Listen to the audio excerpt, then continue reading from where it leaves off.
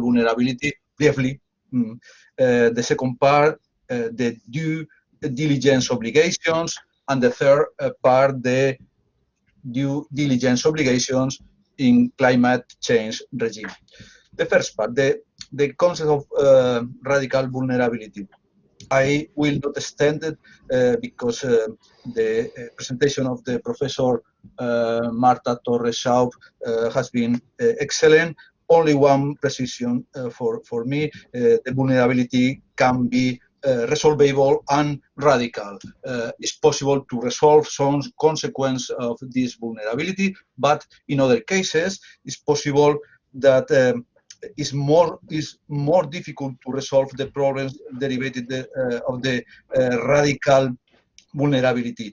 Why? We simply don't know what are the consequences. This radical vulnerability has several dimensions: obscurity, ignorance, vagueness, ambiguity. This is the challenge for the law. For this challenge in public international law, we have several institutions, several tools. One of them is the due diligence obligations. This is the object of my presentation, my second part of the presentation. I will study the concept and characteristic of the due diligence obligations, its legal nature, its content, its function, a brief assessment of this kind of obligations. The due diligence obligations are obligations that has a standard of vigilance, of attentiveness, of care. Is this kind of obligations have represent a effort measured by the circumstances under which is applied. Depends of the context of the particular circumstances where this kind of obligation are applied. The diligence is a qualifier of behavior, is an obligation of care. In other terms, the due diligence are, for me, one kind of obligation of conduct. Is one kind of obligation of conduct. What is its legal nature? Legal nature of this kind of obligation is elusive, is ambiguous, is not clear. But for this, I am interested in two issues. Is legal status in public international law and the kind of rule into the international legal system. What is the legal status? Is in the doctrine and positive law we can find different positions. It's a concept, it's a legal principle, it's a standard, it's a legal norm, different positions. At the end of the day, two fundamental theses. For one hand, the due diligence obligation are a norm of general international law, are a customary rule or a general principle of law. This is the position of International Court of Justice in the pulp mills that perhaps extensively linked with the principle of prevention, say that the due diligence obligation are a norm of general international law. This thesis, this position, is criticized by some authors, Anne Peters, Kriege, Kreuzer, that defends that this obligation is not a general international law rule, is not a general international principle, because the rule and function vary in each international regime. It's different, it's rule and content is different in human rights law, in investment law, in cyberspace law. is not a general international law because always is necessary to relate this kind of obligation with the substantive obligation of reference. These are problems to conclude or to defend that is a norm of general international law, say these authors. I say that the International Court of Justice defends its character as a norm of general international law. And the second question about its legal nature. What kind of norm is the due diligence obligations? The classical position is that the due diligence obligations are one of primary rules, not a secondary rules, but a primary rules. Why? This will be the consequence of the process of codification of international responsibility of the state, especially with the special rapporteur James Crawford.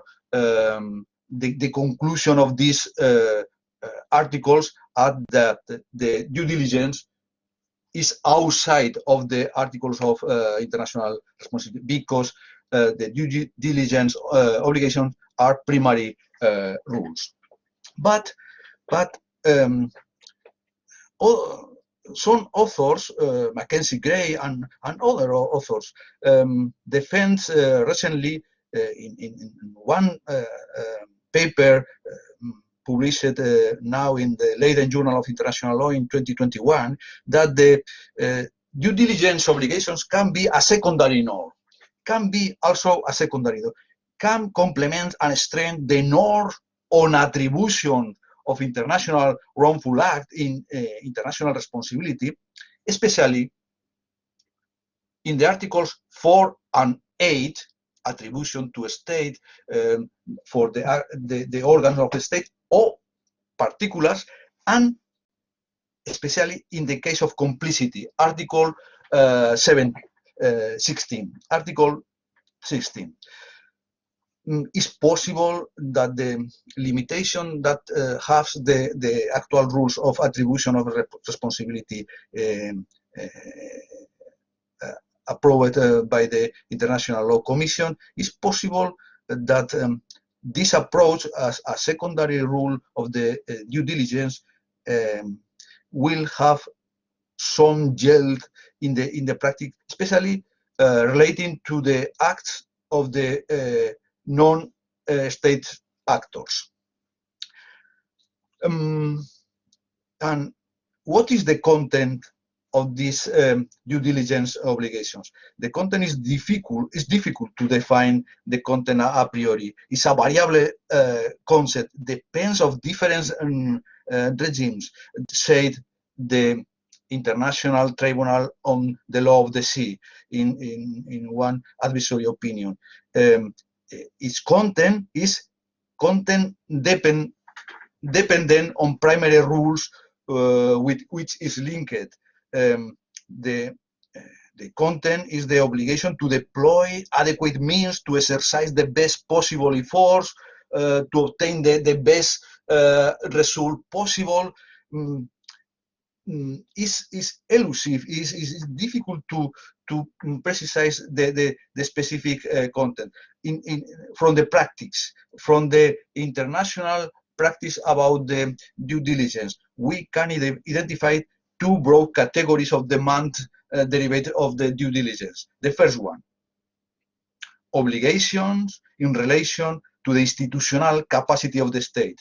Due diligence contain one demand to institutional capacity of the state, adopt legislative or administrative measures, creation of adequate monitoring mechanisms, institutional capacity.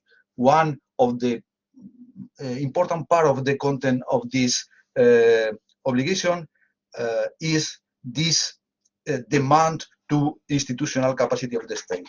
And the second part of the content, or the second possibility, are the procedural obligation to notify to inform, to consult, to cooperate, to assess risk, to monitor, to give explanations, to adopt the pertinent precautions, procedural obligations is the second part of the content. This kind of obligation, the due diligence obligation, what functions can do? Several functions, in my view. The first one, very interesting for the climate change, for manage the radical vulnerability of the climate change, is the risk management. The risk management, especially derived from behavior of the private actors, from technical or natural phenomena, from accidents, for crimes, risk management. The due diligence facilitates dealing with uncertainty in situation of plurality of diverse actors. In the field of climate change, due diligence depends first on capacities, economic, technological, organizational resource, and in second moment, on the contribution to damage and responsibility. In the field of climate change, the risk management through the due diligence obligations depend on capacities and the contribution to damage and responsibility.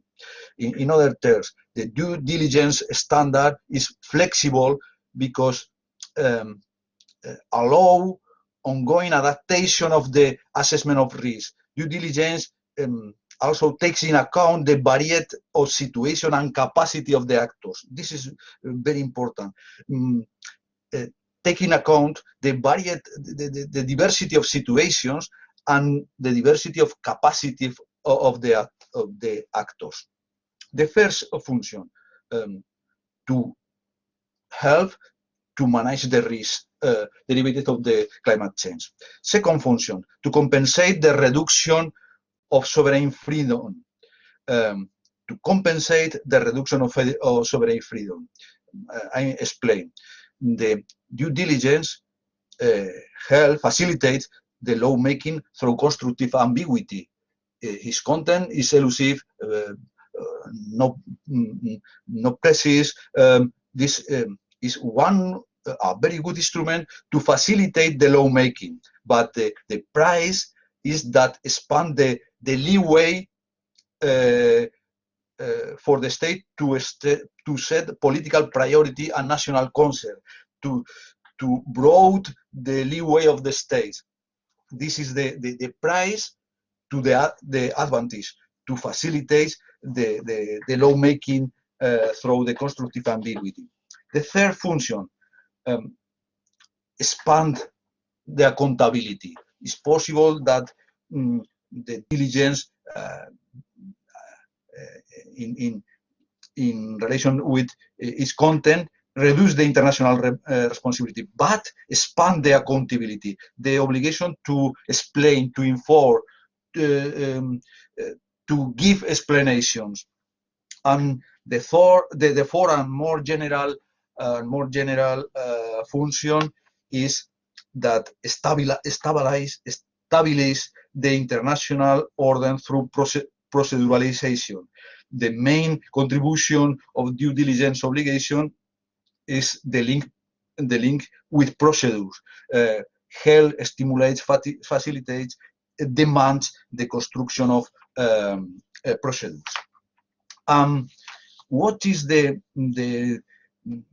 What are the possibilities in the climate change? Is the third part of my intervention. In the international regime of climate change include several tools for managing the vulnerability derived from climate change.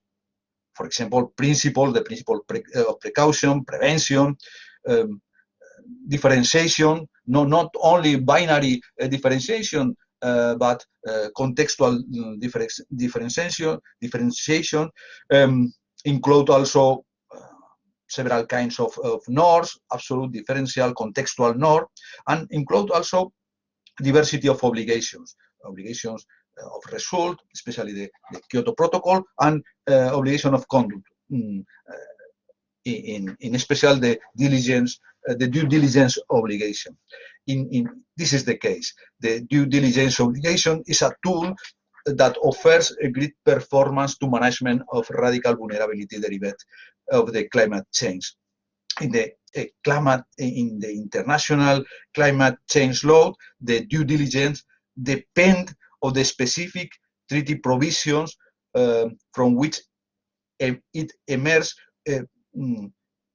Could be a difference manifestation, could be a normative expectation, could be an obligation, could be a standard. I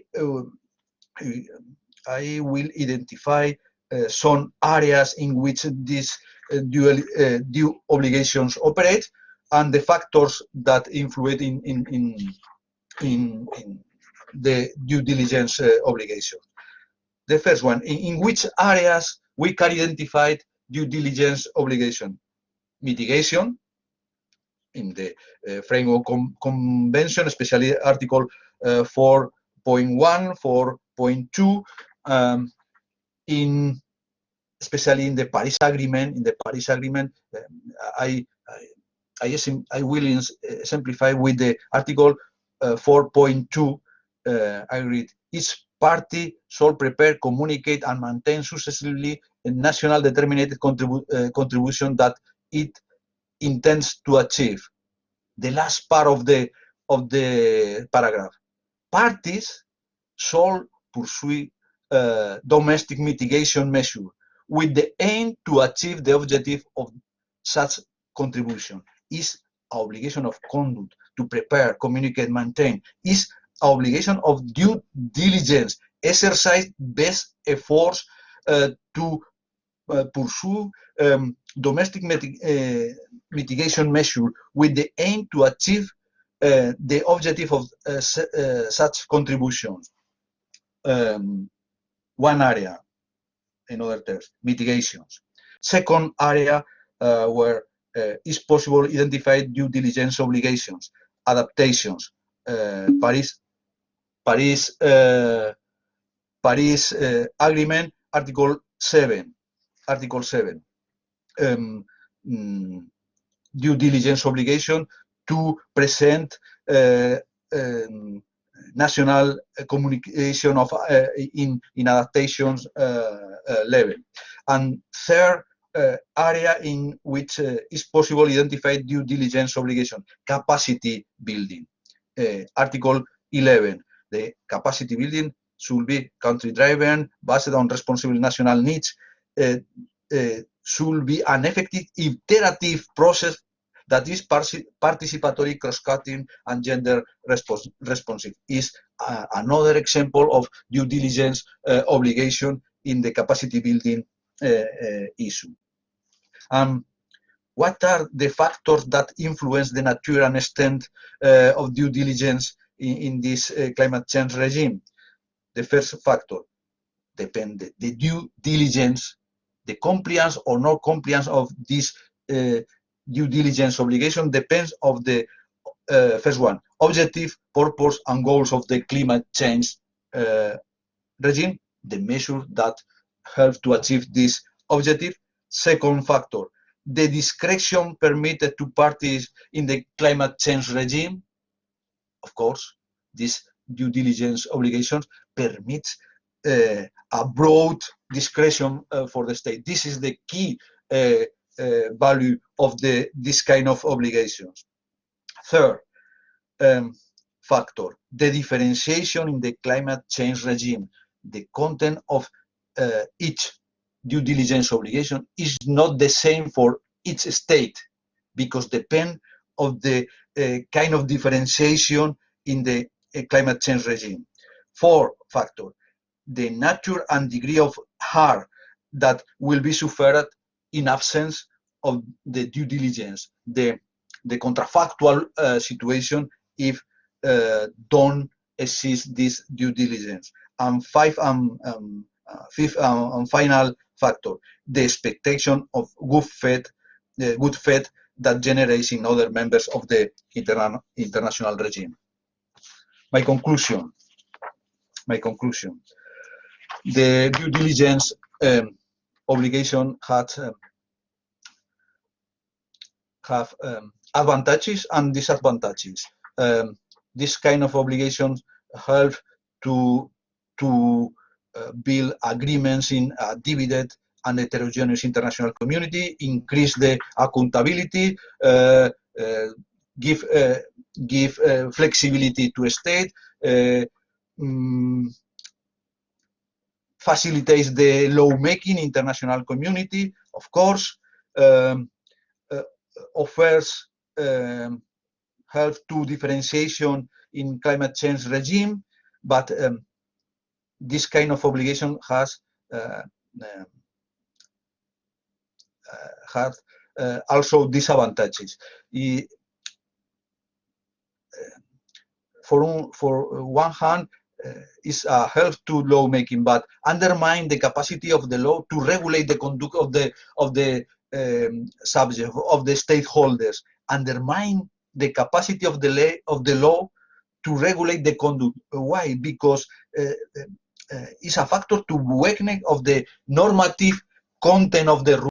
Is a factor to weakening of the content of the normative content of the rule, in order to dilute the prescriptivity of the rules of the regime in which it operates, in this case in the climate change, and contributes to informal international law. My last word, due diligence obligation can be a good tool to manage the radical vulnerability derived from climate change, but has also some important problems relating to efficacy and to contribution to informal international law. Thank you very much.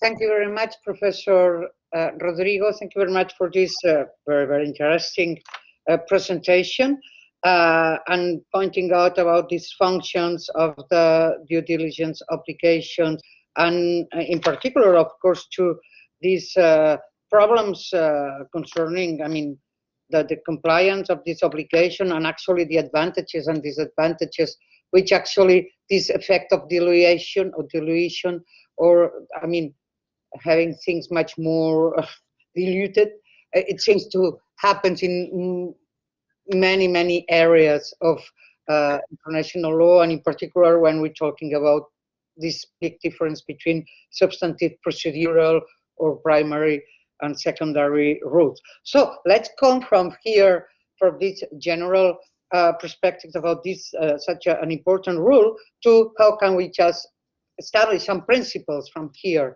And that would be the presentation of my colleague, Professor Teresa Fajardo. So, Teresa, you have the floor. Do you need a presentation, Teresa? The micro. You have to activate your micro. I sent you a presentation yesterday, so I thought that you were. Sure. Let me just.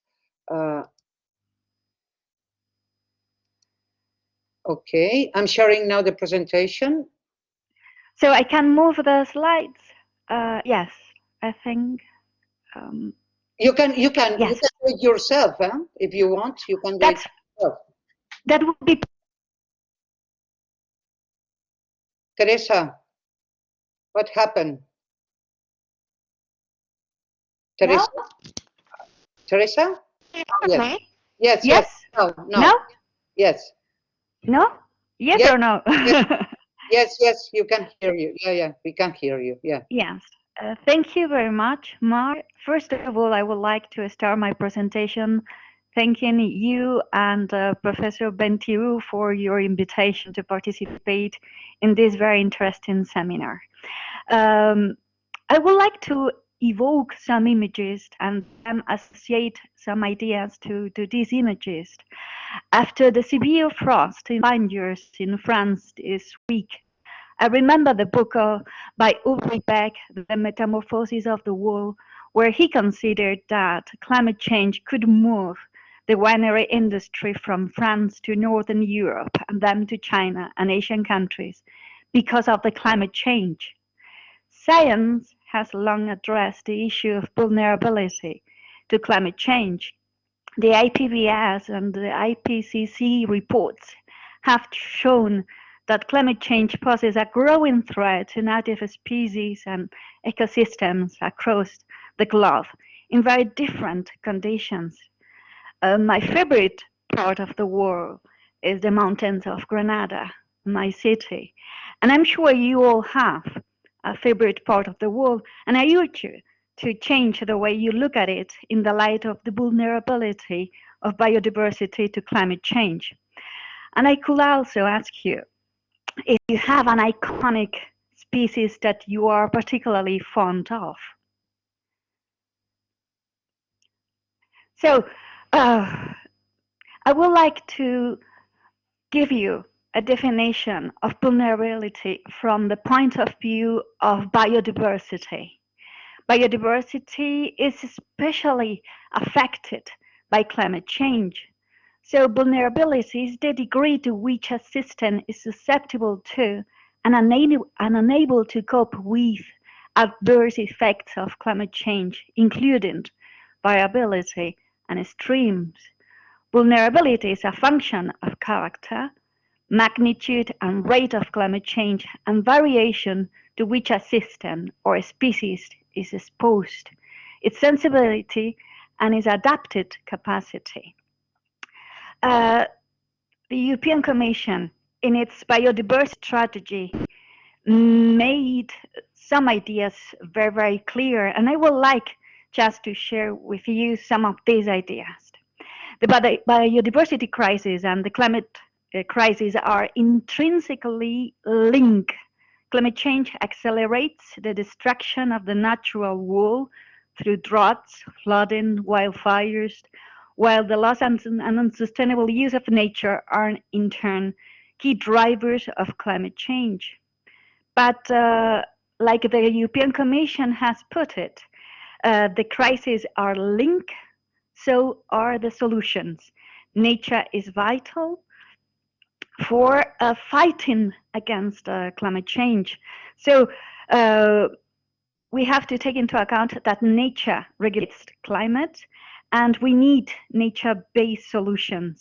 We have to take into account that we need to restore, to protect wetlands, peatlands, the coastal ecosystems. And we have to try to maintain alive this fauna and forest. If you can see the pictures, I'm sure that all of you are familiar with these iconic megafauna species, the polar birds that are losing their ecosystem, and at the same time they are colonizing other ecosystems. It's just like they are the refugees of nature, and so they need to be.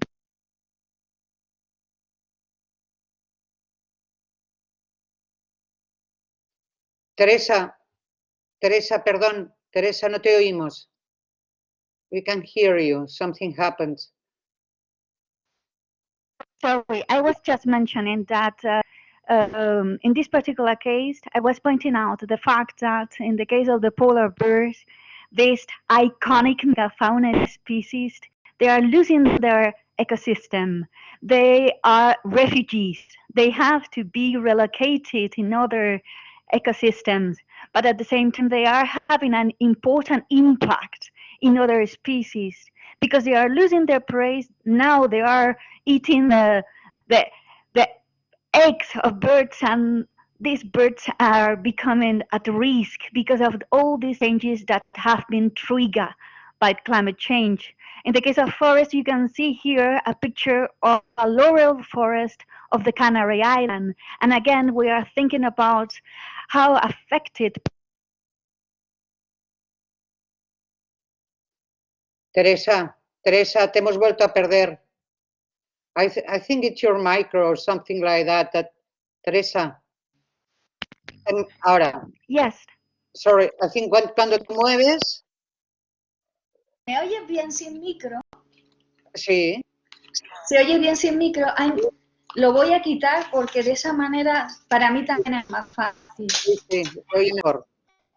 So, sorry for the inconvenience. And well, if you look at this last picture, this little picture of the Himalayan tigers, you can think about how these species are really at risk because of the withdrawal of ice in their mountains. And for me, this is something that I wanted to share with you because these are like the professors at the beginning of their speeches, they were giving us a very contextual approach that I thought it was important for us to have as well. Because vulnerability is, in this particular case, important. And I'm going to focus on species and habitats. And species and habitats, they suffer greatly from climate change, depending on factors such as their exposure to stressors and hazards, the sensibility to these stressors and hazards, and especially the ability to adapt, the adaptive capacity of these species and ecosystem. And for me, it was very interesting just to focus on the exposure, sensitivity, and adapted capacity. We have to make this question. I mean, can the species or habitats adapt to the new climatic situation? Some species with a very small dispersal capacity are less able to move and colonize suitable areas. So the adaptive capacity of the system, habitat species might be blocked because of this lack of adapted capacity. So this is why I introduced this idea of refugees, about the relocation of a species and displacement, colonization. And the problem is, again, that in this particular case, there is no temporary solutions, especially when we have to deal with the inability of the ecosystems to continue to support species. So vulnerability analysis provides a very useful framework for assessing the likely impacts of climate change on the spatial distribution of native species and the favorable status of conservation of ecosystems. Changes and adaptations are also triggered because of the impact of climate change in ecosystems. And the combined cumulative effect of several factors must also be considered: the impact of agriculture, change of the use of soil, methods of production and consumption. So climate change also increases the undergoing problems of drought and desertification. And it has already been foreseen that in Spain, we will see the aridification of the south and the Mediterraneization of the north. So we know now that some of the strategies to tackle climate change can provoke some side effects on biodiversity. And this is some of the issues that I will address when we will examine some of the new principles that are being used to deal with this biodiversity vulnerability to climate change. For me, I wanted, I did like the presentation of Professor Ángel Rodrigo because I have learned so much from him, and I would like at least to use some of his ideas because he has been focusing on the legal status of some of the rules. In this particular case, when we talk about principles and approaches of international or European law, I would like to say first that when we talk about principles and approaches, we are thinking about the rules that have been extracted from conventions and also European Union legislation. And we make this distinction between principles and approaches because some states they don't want to give normative content to some of these rules. So they preferred to use the idea of approach in order to limit the impact of these approaches in their sovereignty. So as Professor Rodrigo mentioned in his speech before, in some cases, they want states, when they gather in the Conference of the Parties of these conventions that we are now to address, they prefer to adopt principles and approaches because they don't want to go too far in the adoption of new rules. If you think about these conventions, the Framework Convention on Climate Change, the Framework Convention on Biological Diversity, and then in the regional level, the Berne Convention on Conservation of European Wildlife and Natural Habitat, and the EU legislation. We have to make a very clear distinction, because if you think about them, this Framework Convention and these regional conventions, they have been adapted through the use of soft law, very soft legal instruments that, like Professor Rodrigo mentioned before, we can see that the normative content have been diluted in order to give a very wide margin of discretion to states. So in this particular case, principles and approaches, they play different functions, and they are very important. But what they are doing here is to inspire, and again, this is for me very interesting, the idea of different functions that principles and approaches, they can play. And in this particular case, I would like to mention, first of all, principles, they serve to make an interpretation of the rules of these different conventions that adapt to national interest. And in this particular case, for me, it's important to remember that principles play an important role in informing and adapting both binding and non-binding instruments, as well as global policies.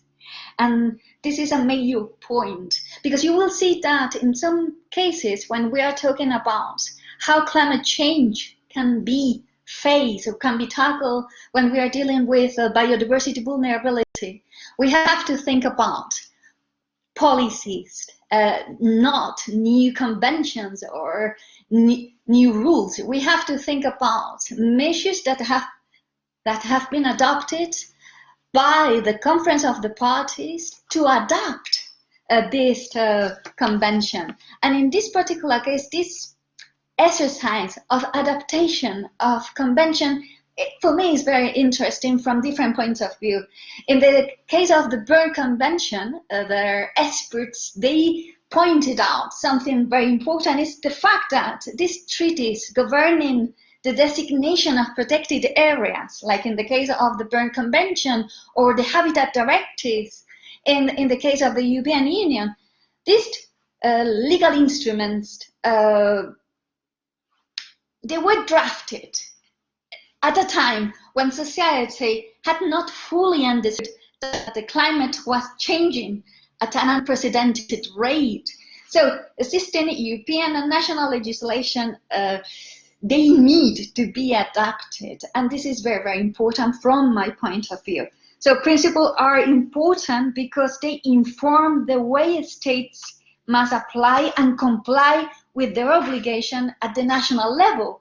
So we cannot forget that all the measures regarding international and European law must be applied by a state at the national level. So this is why they prefer to use principles and approaches that will give them the opportunity, as Professor Rodrigo said, to have leeway when they are adopting the institutional governance and as well the different legal administrative measures. In particular, in this area I'm presenting, when we are thinking about sites and special protection areas and species that require particular measures regarding their protection, maintaining the adequate status of conservation and management, and as well here, these are some common points, guaranteeing indicators in order to monitor and to assess the status of conservation of these species.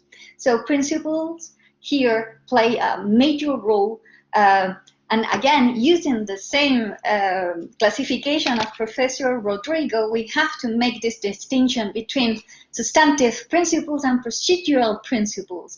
The substantive principles, they are going to help us to understand much better the primary rules that the states have to apply in order, in this particular case, to adapt to the climate change using measures of adaptation and mitigation, and then the procedural principles that are going to be used when we are going to establish guidelines to monitor the status of preservation of ecosystem and species.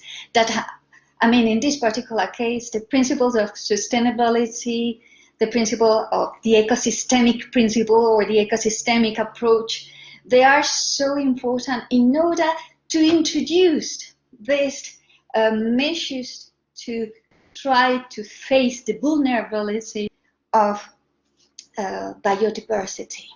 So thank you.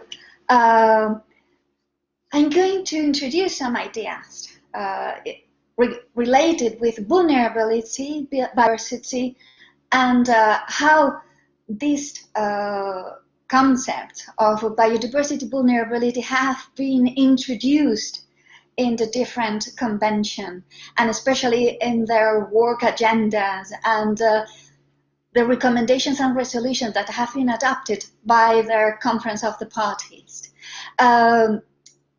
In the case of the United Nations Framework Convention, we have to keep in mind what Article 2 of the Framework Convention says, because this Article 2 recognized the importance of limiting climate change to a level that would allow ecosystems to adapt naturally to climate change. So again, here we can make this to give a light or to see biodiversity and climate change taken into account the concept of vulnerability.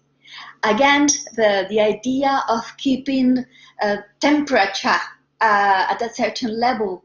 Here we are connecting this level to the idea of preserving and allowing ecosystem to adapt naturally to climate change. But as you can imagine, the Kyoto Principle and the Paris Agreement, this is why I put it in the last line, this idea that taking into account this relationship between biodiversity and climate change and the point of vulnerability and as well risk, they were connected from the beginning. So the experts of the United Nations, they have been working for decades about this vulnerability. Is up to us to adapt international convention and international instruments to the scientific knowledge and to the scientific imperative. So for me, it is interesting just to mention that when the Kyoto Protocol entered into force, states they had this duty to adopt national plans of adaptation, and it was the first time when Spain adopted a national plan that, thinking about adaptation, we took into account the impact on biodiversity and vulnerable ecosystems in Spain. So in 2003, it was the first time we started to adopt measures. So from Kyoto to Paris, it has been a long way, but the good thing is that we have been identifying the measures that were required. to fight these terrible impacts and destruction on biodiversity. It is the same thing with the Convention on Biological Diversity. Principles in the CBD, I'm sure that all of you are familiar with some of these principles in the CBD. Sovereignty, again, the precautionary principle, the sustainable use of natural resources principle, and then the approaches that have been developed by the Conference of the Parties. I mean, these principles that I have mentioned in many occasions already, ecosystem-based approaches, the ecosystem principle, taking into account the need to face the fragmentation of ecosystem, to keep the interconnectivity between ecosystems, and then to try to adapt and to take into account disaster risk reduction. So in case of the Biological Diversity Convention, it's also very important to keep in mind, that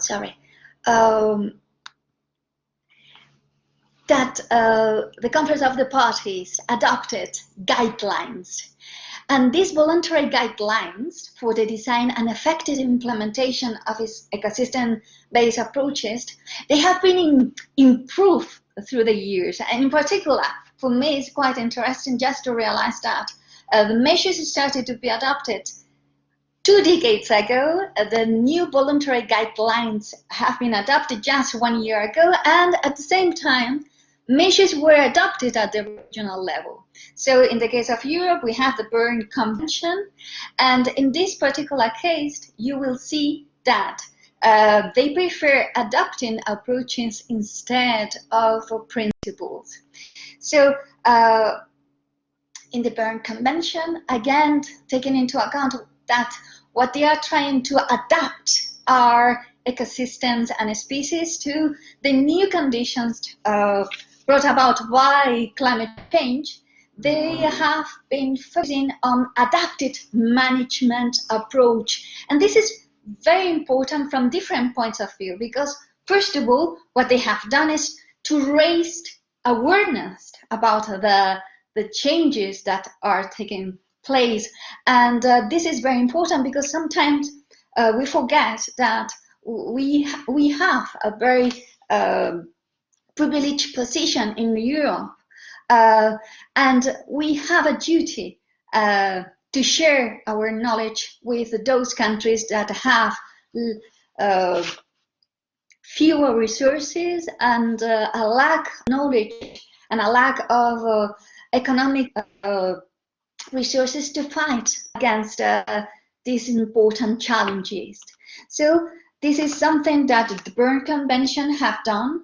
And if you think about the different possibilities, in the case of the European Union, we have the Habitat and the Birds Directive that were inspired by the Berne Convention, but with a more intensive legal content. We always make this comparison saying that the Berne Convention is very soft in terms of normative content. The European Union have a more such a stronger legal framework for enforcement, not just for the adoption of normative instruments, but also to improving the enforcement. So here there is a complementarity, which is quite interesting, between the European Union and the Council of Europe, in which the Berne Convention was adopted. The monitor using the idea of monitoring is very important because we are sharing common approaches, and the idea is to assess how climate change is impacting species and management. Again, here we have the use of soft law instruments, guidelines, and in this particular case, on the management of the emerald sites in the context of climate change 2015. But these guidelines have been updated every year. We have had recommendations being adopted every year. So it means that the Council of Europe the Berne Convention, a standing committee, their institutions, they have been given the right tools to the states parties in this Berne Convention, and mentioned before, with a very wide power of discretion regarding the measures that can be adopted.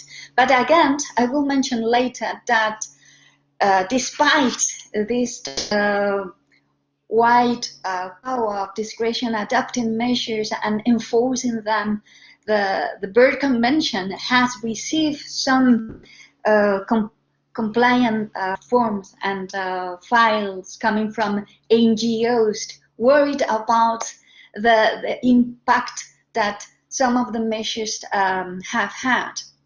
So I'm going to go very quickly now, and just to the last ideas the European Union have adopted. I mean, this is quite important. The European Union in the last year implementing the Green Deal has adopted finally the strategy on biodiversity. Last February, the European Union, the Commission presented the strategy on adaptation, and the European Union is now negotiating the adoption of the climate law with the Commission is negotiating with the European Parliament and the Council Ministers. And for me, it was interesting just to realize that the Council of Ministers, they are willing to negotiate some of the aspects related with the impact of climate change on biodiversity. And the Council of Ministers, they pointed out that the principle not to cause harm and the principle to avoid maladaptation had to be taken into account. And this is very important because it was mentioned in some of the slides, the idea of adopting green infrastructures and to taking into account the possible negative side effects of building up infrastructures to fight against climate change, and that they could have negative impacts. For example, wind farms have become a problem for migratory species, and this is one of the issues that have been brought before the Standing Committee in the Berne Convention, but it has also be taken into account in the European Union, these side effects, these possibilities of maladaptation.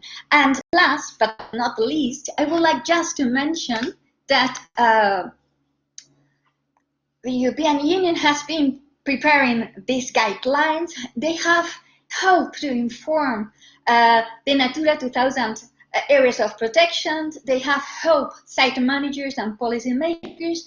And in this particular case, I would like just to remind you that in Spain, we have adopted the first draft of a climate law in our Congress. And in this draft, you can find a Title 5 and an Article 21 dealing with the relationship between biodiversity and climate change. This is a document in which you can see the pictures of green infrastructure that have been built up in order to take into account the impact of climate change. Sowing and preparing ponds to preserve biodiversity species. And of course, I would like just to finish the ecosystems that are more vulnerable in Spain are the mountains. So I started saying that the place I love the most in the world are the mountains of Granada, but I'm sure that you will see your mountains or your ecosystems or the species that you are very fond of in a different light when you think about how they have to cope with the climate change. Thank you very much. Okay, thank you very much, Teresa. Thank you very much for this interesting presentation. Yeah, we had to change our approach when looking at our places and try to get it from that perspective. And I think it was important also to outline mean, yeah, the role of principals and its major or their major importance, and not only on the way the states, well, uh, adopt the law or decide the law, but also the way they apply it, and of course, not only at international level, but also at national level. So now we have a very, very short break, just 5 minutes to go to the, I mean, for a coffee, water, toilet, whichever. And please don't leave, and we will resume in, well, let's keep our, no, our schedule. We will resume in 5 minutes with our two next speakers, Professor Adélie Pomade and Professor Jesica Goldsmit. So please stay, don't leave, and we are coming here. There is some question. Carla? Oh, yes. Thank you very much for your delighted, brightful presentations, for all the presentations. I just want to ask something to Professor Teresa Fajardo, if she can solve just one question about the European Green Deal plan of adaptation. I just want to ask you if there is a kind of, maybe a kind of synergy, a synergy group to develop this kind of policies within the European Union framework about the adaptation measures on biodiversity within the European Green Deal. May I suggest, or excuse me, may I suggest that we answer that question in our debate? I mean, for the next. Yeah, really. Okay. I mean, actually, the idea we expressed at the beginning of the session is that if you have any question during the presentation, please write it in the chat, and then we will take all those questions for the debate. So if you don't mind, I mean, if it's not. Of course. Yes. Of course. Yeah. Yes. Of course. I still prefer just now to have this 5 minutes of break for the speakers and for the audience, and then we'll come back. We have the next two presentations, and then we will have a debate. So we will have a question for the debate, if you don't mind. Is that right? Perfectly. Thank you. Yes. Thank you very much. Thank you. So let's give us 5 minutes. 5 minutes, and we will resume. Please don't leave. Stay here, and in 5 minutes we will meet you again. Okay? Thank you. See you.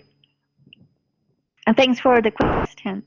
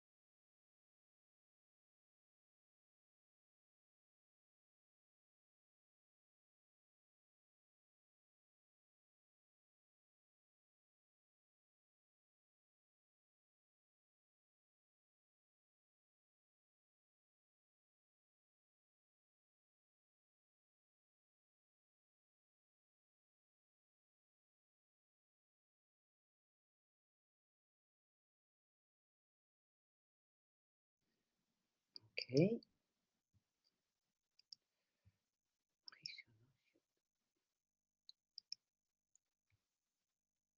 Okay.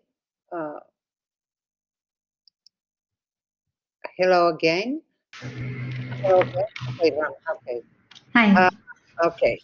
So let's just resume our seminar, and I guess everybody's here. Yes, more or less. Yes.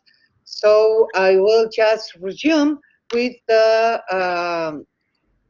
introduction of our next two speakers.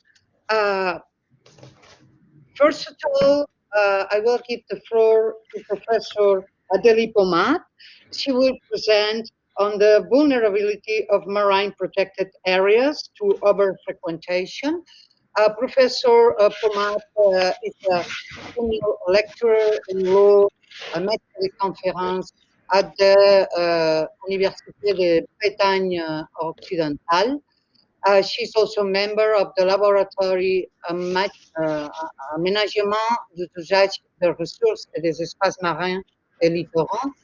And she's also research associated with the Centre d'études de l'environnement at the University of St. Louis in Brussels.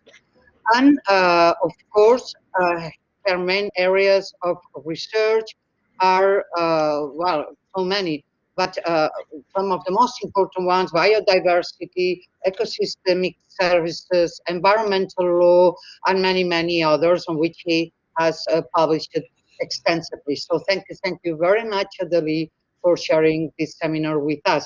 And then we will have a second presentation before our debate from Professor from Professor Jesica Goldsmit, who will talk us about the vulnerability of the Arctic Ocean facing marine invasions and climate change. Professor Goldsmit is a research scientist postdoc at the Fisheries and Oceans in Canada.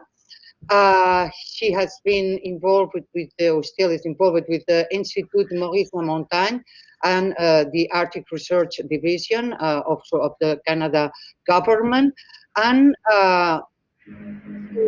postdoc research in with different areas of expertise, and let me just mention some of them: aquatic invasive species, the species distribution model, risk assessment, horizon scanning, benthic ecology, and of course the Arctic biodiversity. In all these areas, she has also published extensively, of course, from the perspective of a scientist. And actually, I want to especially thanks Professor Goldsmit, because, of course, if you realize she's from Canada, and actually she has been following our seminar from the very beginning, so which it means that she has not slept today. So because it must probably be more than, I don't know, 3, 4 at the night, or 4 or 5 at the night there. So thank you very much, Jessica, for your kindness to share with us the seminar and to accept to take part at this time, which is not your time. So I don't want to say anything more. After the two presentations, we will just go directly, we'll move directly to our debate with all the speakers of this morning. So Adélie, you have the floor. Thank you very much. I'm going to share my screen. Not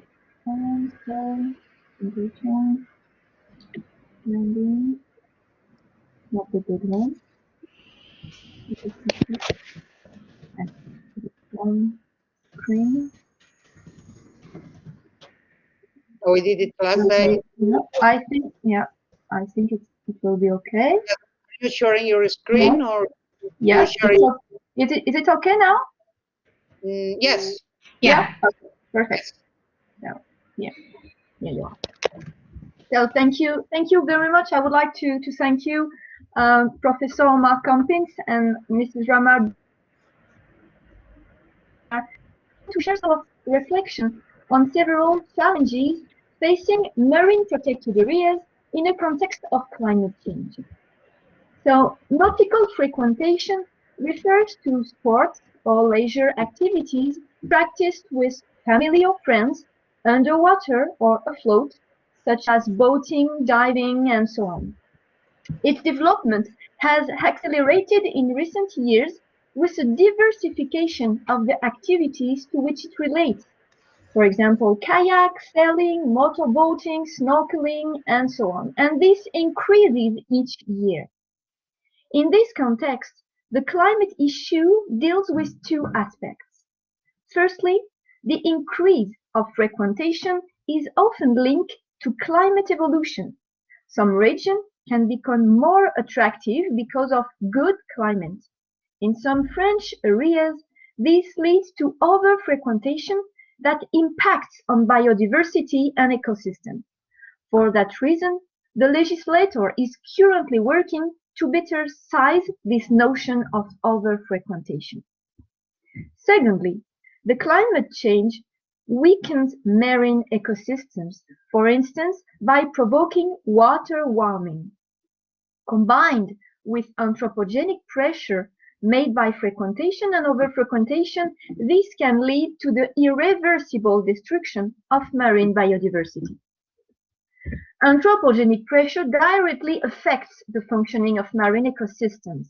For example, the dissolution of anti-fouling paints of afloat boats or the scrapping of herbariums by anchors refer to impacts that are apparently isolated.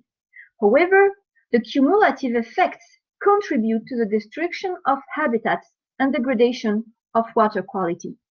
This local pressure, in addition to the overall intensification of human activities that contribute to climate change, make it difficult to achieve the objective of the good ecological state of the marine environment set by the Marine Environment Strategy Framework Directive.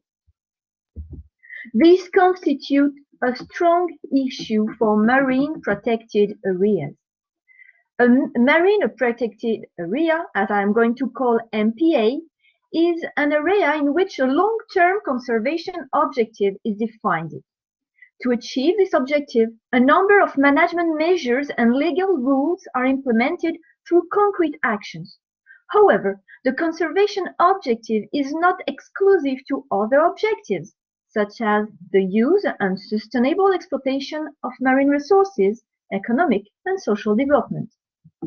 Regarding this context, there is a tension between a marine area to be preserved for the richness of its vulnerable ecosystem, anthropogenic pressures exerted on this ecosystem, and climatic conditions that can either increase the vulnerability of the protected area or increase the pressure carried out by humans according to the rhythm of the seasons. Managers of MPAs and local public authorities are faced with this challenge. They have to find solutions to ensure the conservation of vulnerable ecosystems while enabling the territorial development in a context of climate change. The overriding question is to know which legal instruments, measures, or mechanisms are mobilized or implemented in order to achieve a balance between marine ecosystem conservation, anthropogenic pressure, and climate change.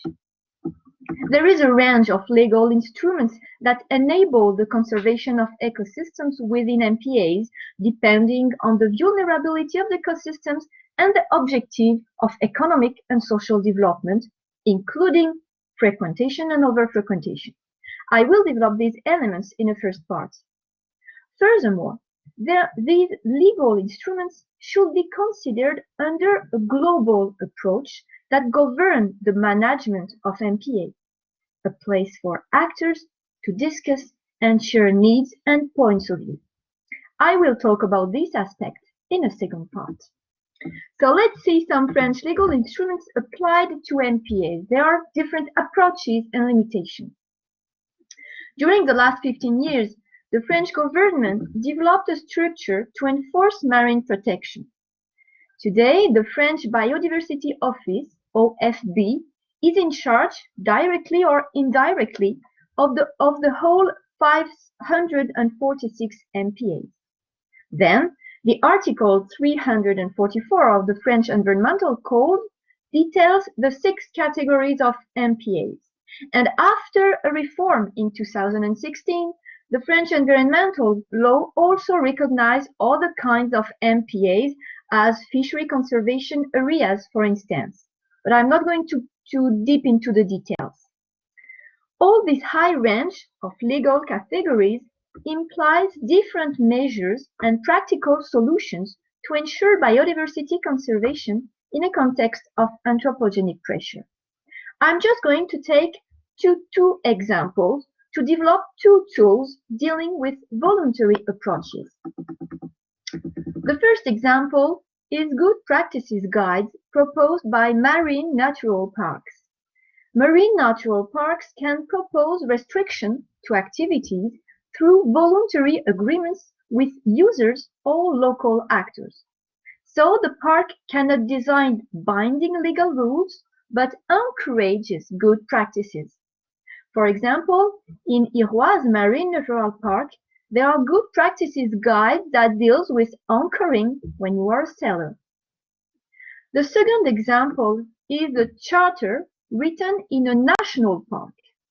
Just to give some details, a charter is a reference document that focuses for 15 years on protection of each specific marine vulnerability by developing different rules and establishing goals and propose who are the partners to achieve each one of the goals. For instance, some nautical brigades are commissioned to sensitize users from the impact of their sailing and anchoring practices regarding the guidelines written in the charter. For all activities not concerned by the charter, the park can also propose specific voluntary charters to each activity. In other words, the board of the MPA, the management board, can propose some practical measures and the local actors may adhere or not. For example, in Port-Cros National Parks, it has been established one voluntary charter for diving and another for recreational fishing. So voluntary tools as guides or tools provided by environmental code as charter are put in place by management boards of MPAs. But there is another important actor who can act under a legal perspective in the MPA. It is the maritime prefect. It is fundamental to introduce the role played by the maritime prefect. As a servant of the French state, he is the authority over the sea in each French region. This does not deal with voluntary approaches, but with binding rules. The maritime prefect is the one responsible to protect the environment. He is invested of a general police power and a special police power to define traffic navigation measures and other necessary measures asked by the park manager. Since 2018, he ensures the protection of natural habitats. Maritime prefect can establish interdictions by biotop protection orders or limit the access of nautical frequentation aiming to protect a specific species of marine flora and fauna or environment. This option allows an enforcement of protection in MPA overcrowding by establishing restricted circulation temporarily or permanently. Through his action, the maritime prefect can reinforce the protection of specific areas of an MPA during some limited period. Furthermore, the maritime prefect can be considered as the principal authority to regulate the maritime use in MPA. For example, a decree taken in 2020 by the Atlantic Maritime Prefect fixed new limits for navigation, practice of nautical activities, anchoring, and diving in the Bassin d'Arcachon Marine Natural Park. But there is another question linking with over-frequentation, frequentation, and biodiversity loss and preservation. It is the nautical frequentation and management perspective. The significant and continuous increase in nautical frequentation with national parks and marine natural parks reflects their attractiveness and allows for economic development of the territory. In this context, the leisure frequentation is often placed at the heart of the questions raised by the management bodies. One of the major challenges faced by local management dynamics is to keep under control a limitation of the nautical frequentation impacts on the protected areas and spaces of the protected area, and an economic and social benefits arising from the attractiveness of the territory. A way of managing is encouraged to ensure a good governance of MPAs toward the vulnerability of their ecosystems. It is the relationship maintained with the local community. It is a kind of actors-centered approach, supposing the transparency and the co-construction of solutions. This approach is not unrelated to legal scheme. Indeed, local community includes all actors concerned by the ecosystem conservation and development, private and public actors, associations, users, inhabitants, and so on. One of the levers for a good governance of MPA that enables a balance between the protection of vulnerable ecosystems, the nautical frequentation, and climate changes is the collective management. However, this implies a strong transparency to create a climate of confidence and effective management, and the implementation of legal rules as well. It appears that stakeholder involvement and public support is an important factor in the successful implementation of legal measures within MPA.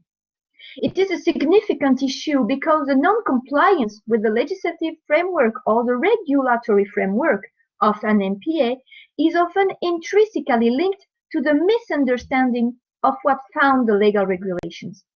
The adoption of a participatory approach that places the effects of climate change and human activities within MPA ecosystems at the heart of the issues legitimizes the legal framework in the eyes of stakeholders. The success of the measures depends on the commitment of local communities as well as the social acceptability of the legal measures put in place. So the introduction of a participatory approach that refers to the participatory principle well known in the legal scheme is an important tool to strengthen the perceived legitimacy of the MPA regulatory framework. This supposes to take into account all actors of the concerned socio-ecosystem. According the inevitable alteration of the current state of ecosystems due to climate change, the governance of MPA should promote best transition ways for ecosystems and social ecological systems. The growing consideration of climate change in the issue of conservation is fundamental trend that is part of the long term. It raises the question of the capacity of current MPA models to respond to the challenges posed by climate change, which could include. That is why MPA management boards introduce prospective in their plans and programs jointly with local community to anticipate the future of their MPA. They try to be prepared to climate change, changes of uses practiced, or changes of users' profiles in the protected area. In this perspective, the Porco National Park designed scenarios to size the field of possibilities. This approach is not easy to grasp by the legal scheme and asks the question of thinking the future under legal perspective and broader the introduction of legal scenario in the legal framework. So to conclude This very short presentation shows different ways for managers and local communities to cite the issue of frequentation and over-frequentation, possibly caused by climate change or combined with climate change, toward biodiversity conservation within MPA. But moreover, this shows how the participatory process and participatory principle underlays the implementation of different legal and voluntary tools. Thank you for your attention. Thank you very much, Adélie. Thank you very much for this nice presentation, and also for staying on your time. You just make it very, very well. Yes, of course, we are just saying now how these examples of different situations, in this case, of course, over-frequentation that provokes important anthropogenic change, and how to manage this biodiversity, marine biodiversity, taking into account climate change effects too, and yeah, this idea of principles again, and we are just going from the more general to the detailed ones, and particularly participatory principles. So thank you very much. So let's just move to our last presentation for this morning, which is also giving us another nice examples of this kind of situations where vulnerability concept is involved. And I'm glad to give the floor to Jesica Goldsmit. So Jesica, you have the floor. Hello. Hello. Hi, how are you? Thank you. Let's see if, just a moment, we are not watching you. I mean, we are just hearing. Okay, maybe... because I turn on my video. It's on, so I see myself. No, we are seeing Rama. Okay. In fact, you are. I'm seeing her. I don't know if. Oh, you're okay. Yeah, I don't know if we can ask the other if you can see Jessica.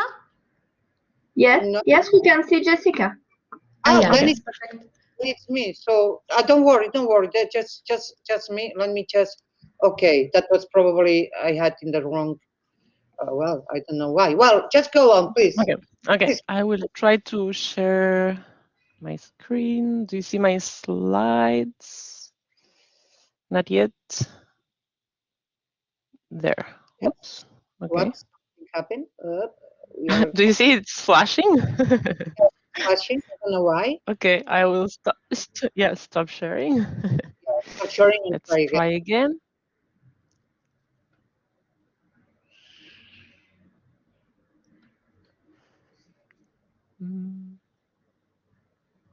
Okay. Yes.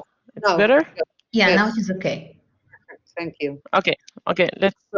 Okay. I will see if I do share like the slide. Do you see only my slide or my comments, or it's just the slideshow? Perfect. Yeah. Yeah, that's perfect. Do you see my? I'm seeing this slide. Okay. My mouse also. Do you see it? Yeah. Okay, perfect. So let's start. Thank you very much for this invitation. I'm very glad to participate in here. Just a brief introduction. I'm a biologist and I did a PhD in oceanography, and now I'm working as a research scientist in the Department of Fisheries and Oceans.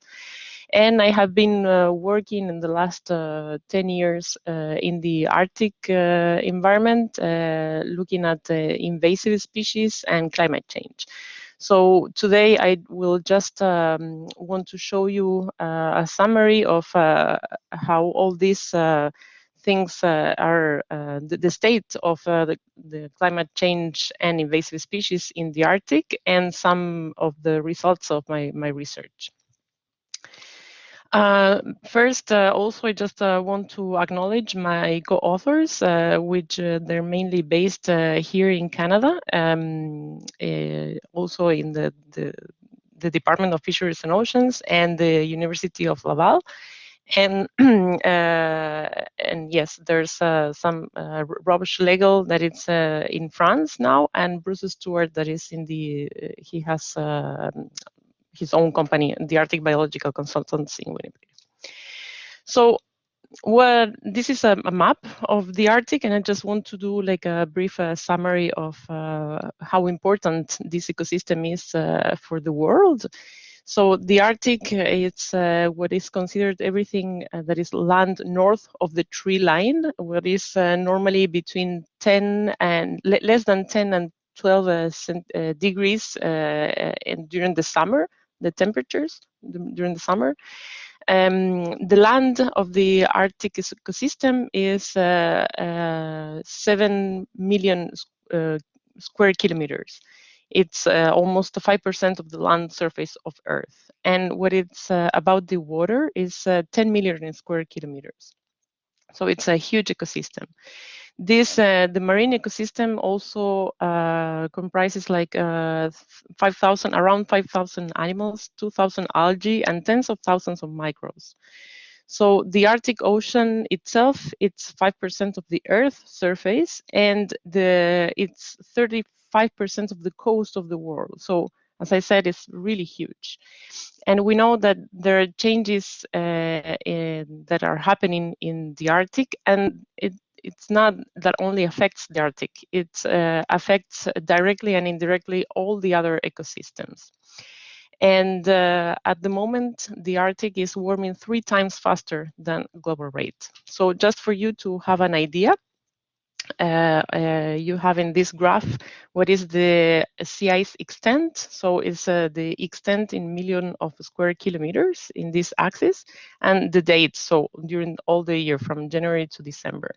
So in gray, you see what is the median sea ice extent, like historical, from the 1980 to until 2010. That's considered like a historical since we have measurements.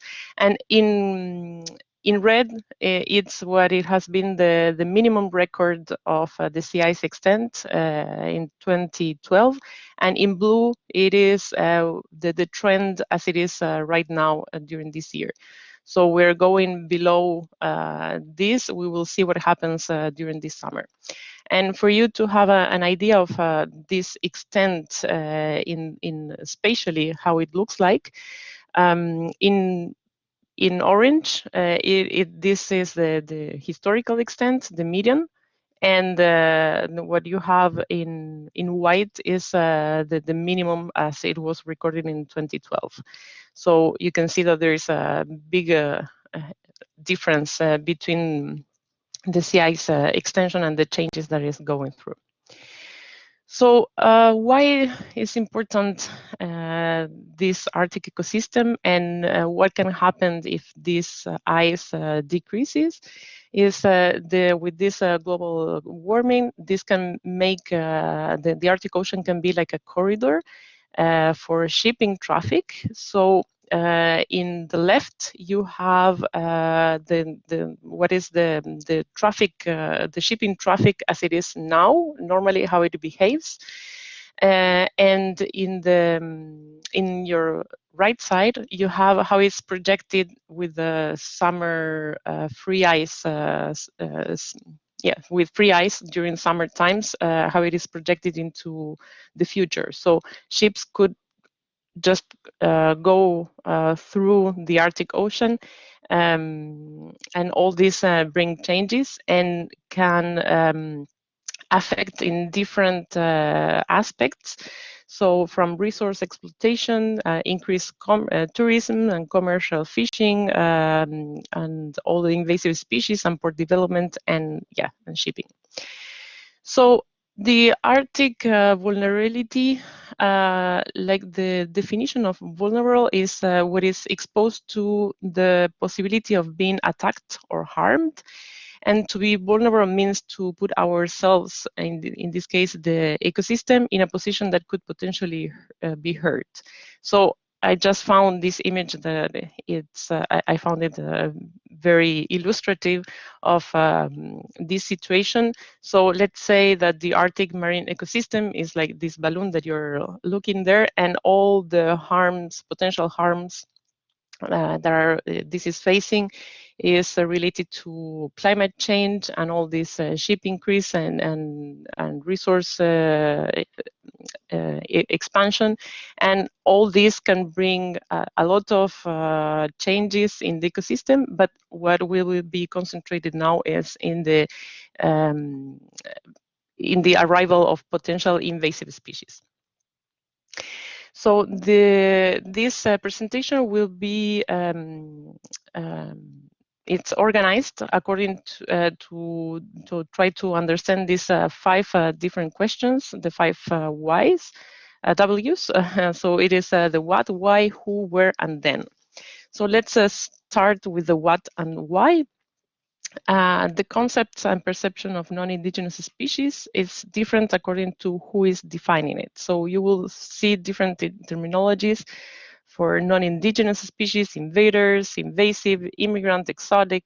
So let's just try to define this for how this will be presented today in this talk. So these species are species that are found outside of their normal and known range of distribution, normally due to a human action.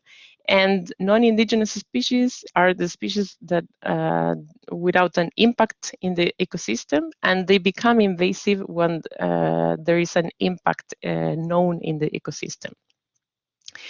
So normally for the aquatic invasive species, one of the main vectors it's the ships, and they can be transported in 2 different ways in the ships. One is in the ballast water.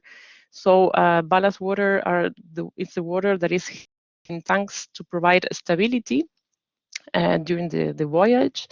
And then there is biofouling, which are the species that are just attached to the exterior of to the hull of the ship. So these are the 2 main ways of how species can be transported by ships.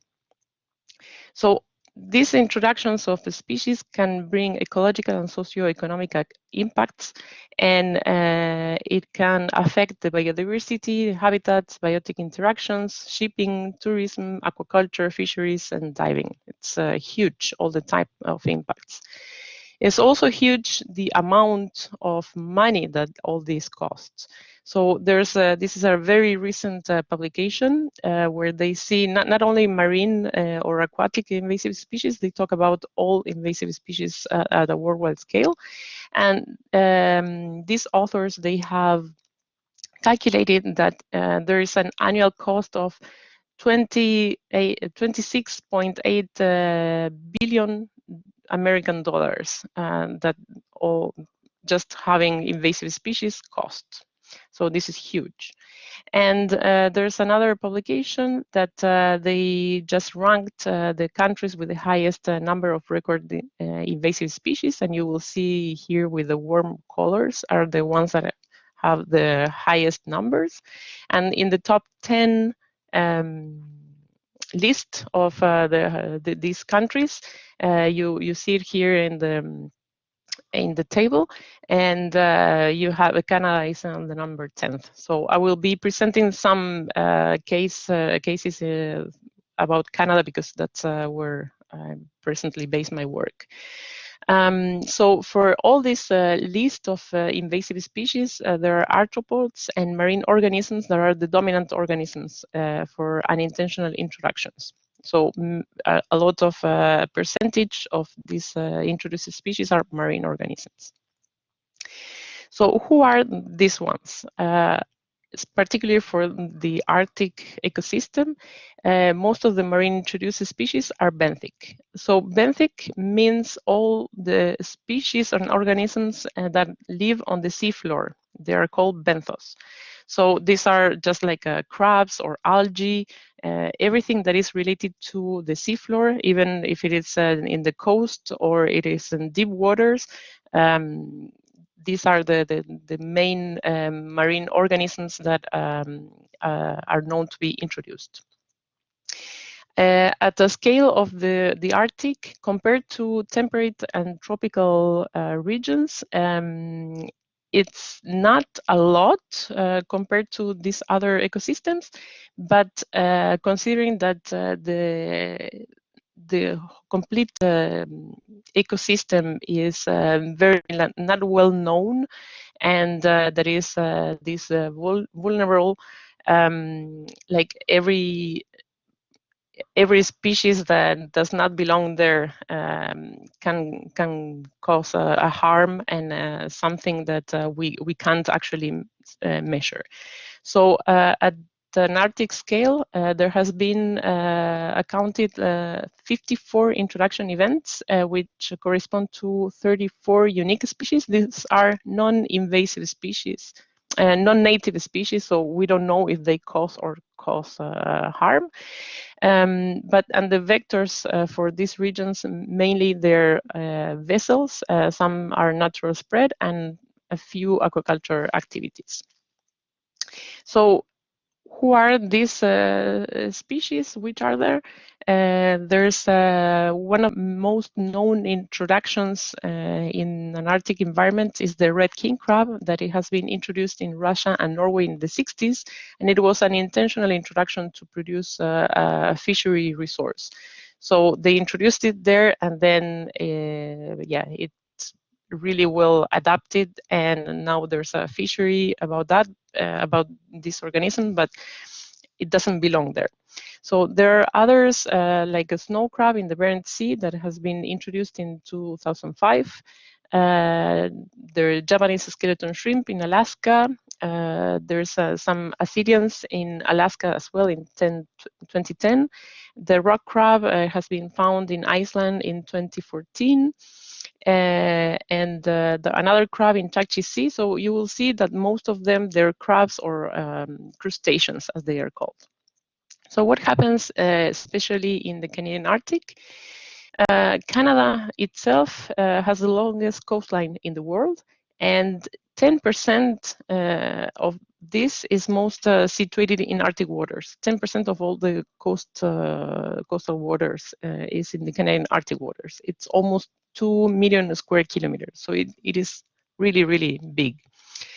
And for the moment, there are a few species with potential that are potentially ship-mediated introduced species, which is an algae, another crustacean, and an ascidian, a tunicate. But there's not a lot of information, and they are potential mediated. So that's where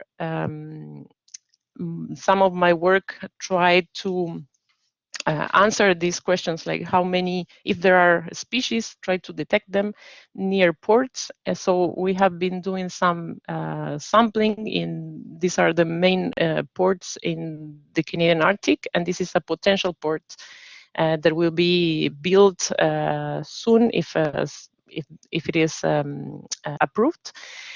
So in our research, we didn't find like introduced or invasive species, but we found what we call cryptogenic species.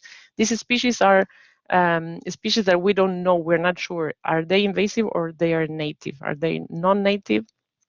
Because we don't have enough information to identify the origin of this. Are we finding these species because they're new to the ecosystem, or because we are increasing our survey effort, our sampling effort? This happens very frequently in regions like they're very remote regions like these ones, or where we don't have a lot of information in the region. So we found 7 cryptogenic species. So it's just to try to see what happens with this and follow them. And then we also found that there are some native species in the Arctic that could potentially be transported also, or that they have been identified to be non-native species in other parts of the world. So we always say, okay, the Arctic is like a receiving, or the potential to receive some species, but this is very important to change also the perspective and say, okay, the Arctic, with the increase of shipping, it can also be a source of non-native species to other regions.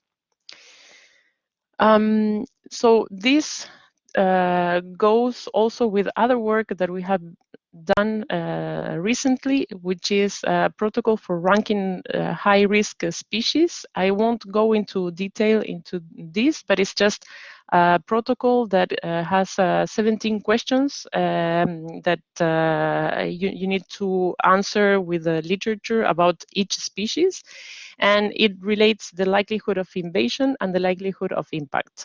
So answering these questions, you can get a score, and this score can tell you if that particular species can pose a high risk or moderate or low risk to the region. So we have done this for a set of 31 species, which they are all zoobenthos, so they're all invertebrates that live in the seafloor. Then zooplankton, so invertebrates that live in the water column, and macroalgae, which is like the plants for the marine ecosystem. And we have done this score for all these species, and then we plotted these scores according to the invasion and impact, the likelihood of invasion and impact. And when you plot it in a heat matrix like this, everything that is in this quadrant can be considered to be high risk to the region, and if they fell outside of the quadrant, it's moderate or low. So for these 31 species that we scored, we found that 14 of them, they are high risk to the Canadian Arctic region. Mainly crabs, and then algae and mollusks. Those are the main organisms that we found to pose a highest risk to the region. So the next question that we wanted to know is like where this species could establish and find suitable habitat, and when this can happen in a global warming scenario. So in order to answer this, we performed what is called the species distribution models. So it is a model, a correlative model that relates two types of information, two input information. One is where the species are located, so the coordinates of the presence of the species that we are interested in, and relate this to the environmental variables. So the sea surface temperature, salinity, ice concentration, nutrients. So we put this into the model, and then we have the predicted suitability, habitat suitability of the species. And we did this for 2 time periods into the future, the 2050 and the end of the century, in scenarios of intermediate climate change. So what we found is in the present context and environmental conditions, we found that there is an accumulation of the potential distribution of this species in 4 main regions at an Arctic scale. One is the Hudson Complex, then the Northern Labrador, the Chukchi Sea, Bering Sea, and the White Sea, Barents Sea. So everything that you see, like it's darker, more to the red, is where there is an increase on the species richness of potential distributed habitat suitability. So we call this the invasion hotspots. So these 4 main regions are the ones that we consider to be like most to be invasion hotspots. And then if we predict this into the future, we see that these regions stay to be the same regions and increase in richness.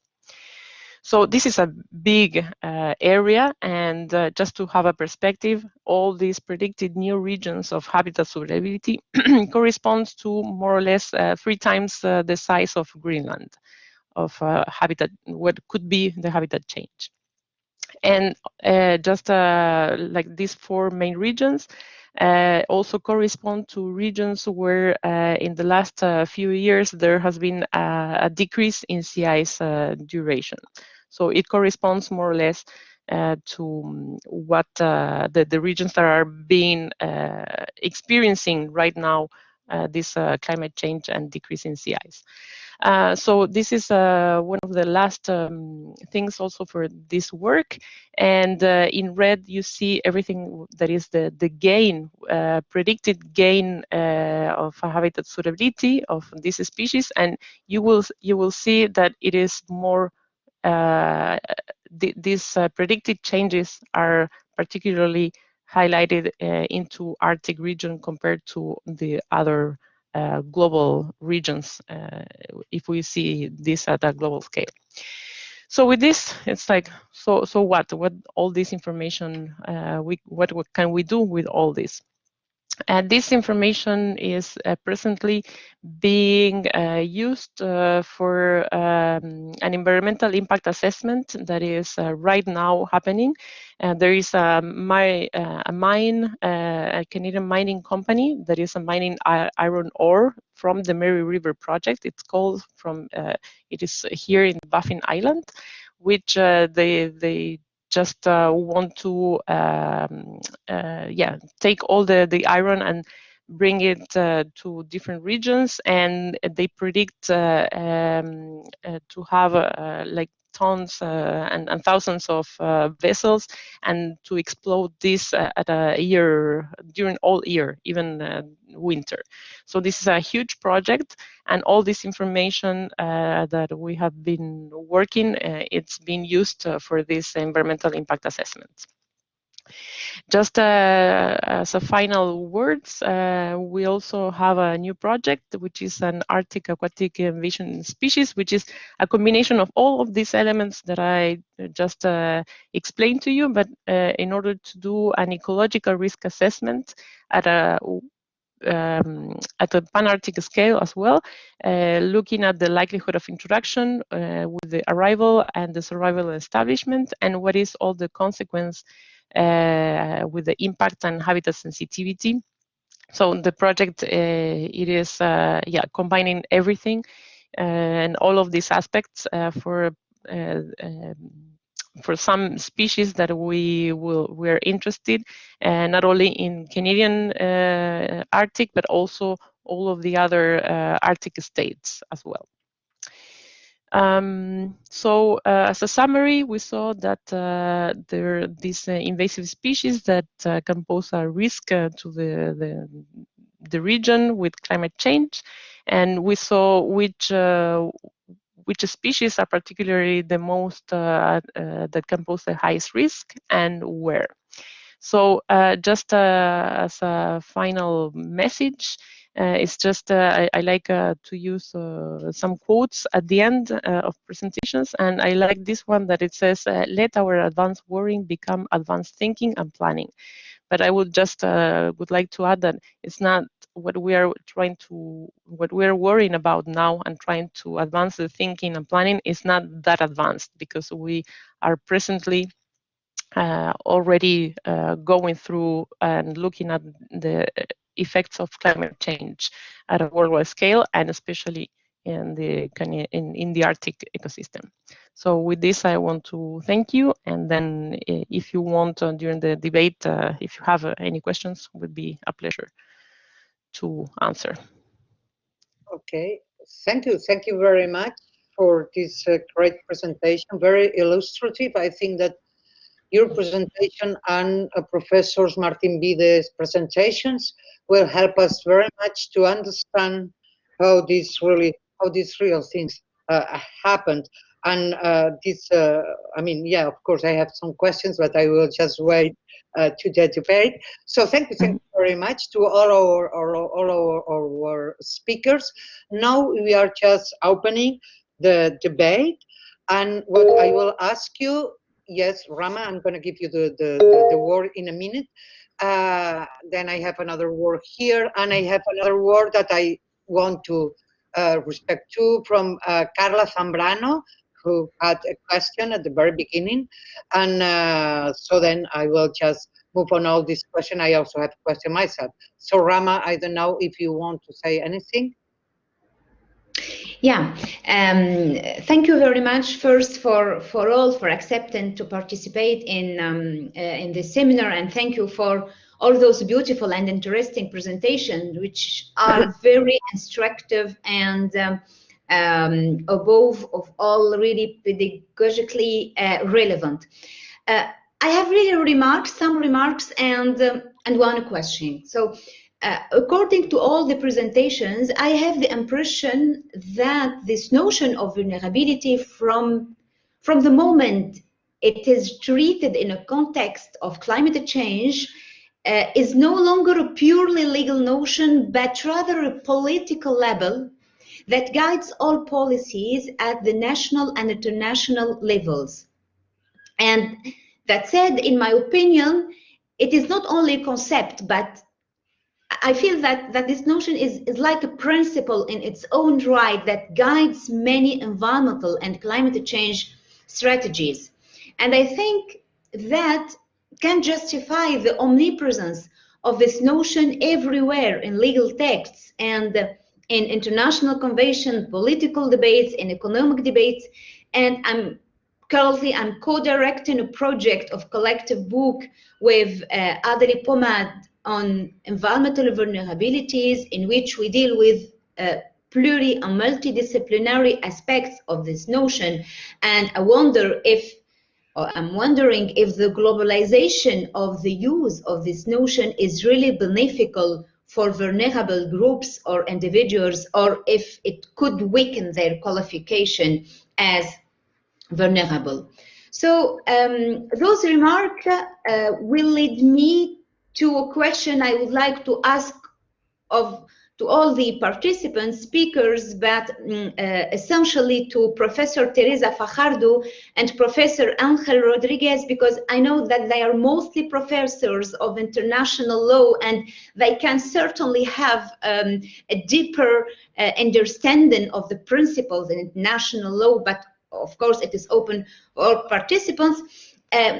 Can you imagine one day that the international law, in particular international jurisprudence, which is always changing and sometimes innovative, moves to the creation of a general principle of vulnerability in international law on the same foot and on the same way as the principle of precaution or principle of preventions?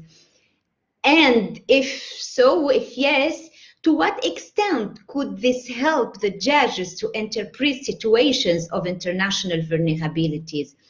Do you think that vulnerability is nowadays sufficiently omnipresent in international law that it can really become a real principle and not only a tool of interpretation or a framework for defining strategies? And I'm wondering this. I'm asking this question because I know that in European law, which is my specialty, the European Court of Human Rights, for example, it is a little bit skeptical about the use of this notion. And perhaps Professor Mar Aguilera can correct me if she is still with us, that the use of this notion is a little bit sensitive, and of course it is due to the proof system, or the system of proof in the system of this court. So this is my question to all speakers, but it is essentially addressed to Professor Fajardo and Professor Ángel Rodriguez. Thank you. Okay, I don't know if one of you wants to start answering. Okay. Ángel. Yeah. Yes, please go ahead. I am my young was. If you prefer, you can maybe answer in Spanish if she understands. Can you hear me? Sí, Yes, no yes, hay yes. problema. Puedes, yo entiendo el español, no hay problema. No, si in English or in Spanish, it's the same. Yeah. My position. I am also skeptic about the possibility to create a new principle on the vulnerability principle. Why? Because I it's difficult for me to identify the normative content of this possible principle. I think that the vulnerability is the problem. And the mean to resolve the problem can be principles, rules, tools, different tools, but tools to resolve the problem. The problem is the vulnerability in the climate change.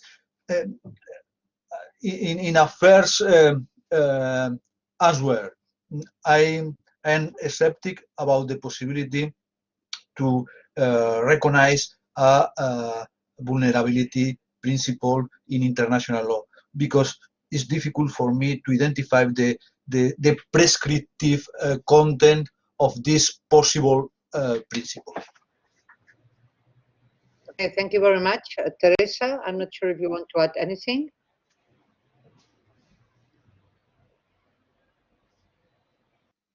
Teresa? Sorry. Oh, yes. I'm dealing. No, I'm dealing. Can you hear me, Mar? Yes. So, great. I totally agree with Professor Rodrigo in this subject, but I would like to add some issues. Vulnerability from the international law point of view is connected with other legal concepts and principles, like you said, Rama. If you think about the most important principle in international environmental law, the principle on prevention of damage, the principle 2 of the Rio Declaration and the 21 of the Stockholm Declaration, we have a principle that will ask from states not to do harm. And in this particular case, like I mentioned, states are taking into account vulnerability in different ways. For example, like I mentioned, to avoid maladaptation, because it's kind of complicated. So there is a principle, like this principle of prevention of not doing harm, that can comprehend some aspects of vulnerability. The other thing that inspired me, your question at the beginning, is the fact that when I was preparing the presentation, I was asking myself what was going to be my approach to vulnerability. Because if you have seen it, I have used not an anthropocentric approach, but I have tried to adopt a biocentric approach, an environmental approach. And it's not that easy, but this is something that you can take into account. Because I think that your question was from the anthropocentric point of view, putting human rights in the center of the analysis. And this is very interesting. Of course, human rights, the human right to the environment, to a sound environment. And I understand that you were mentioning Mar Aguilera, because you are thinking about how this right has been recognized by constitutions in European states, and even in the case of the Charter of the European Union, is more like a fundamental right, not a human right. So there are differences, nuances that are very important when you decide what sort of analysis you are going to make. So biocentric, using a word that was used by Susana Borràs in one of the previous seminars, instead of envirocentric, or so that's important. And the other thing that I wanted to say, because Professor Rodrigo said it too, is just in the case that is going to be mentioned by the jurisprudence, the case law, the courts. In this particular case, using a biocentric approach, I will give you the advice that in the case of the recent case law of the European Union Court of Justice, not the Council of Europe, not human rights, but environmental law at the European level, the case law is so exciting because for a long, long time, the member state had a very wide margin of interpretation and discretion interpreting this very wide concept, such as the adequate status of conservation. And now the court is deciding that some measures that are being taken by the states cannot be allowed anymore, because they are considering that in the future we will need to protect the environment in a stronger way, biodiversity, in particular in this context of climate change. So for me, it's quite interesting.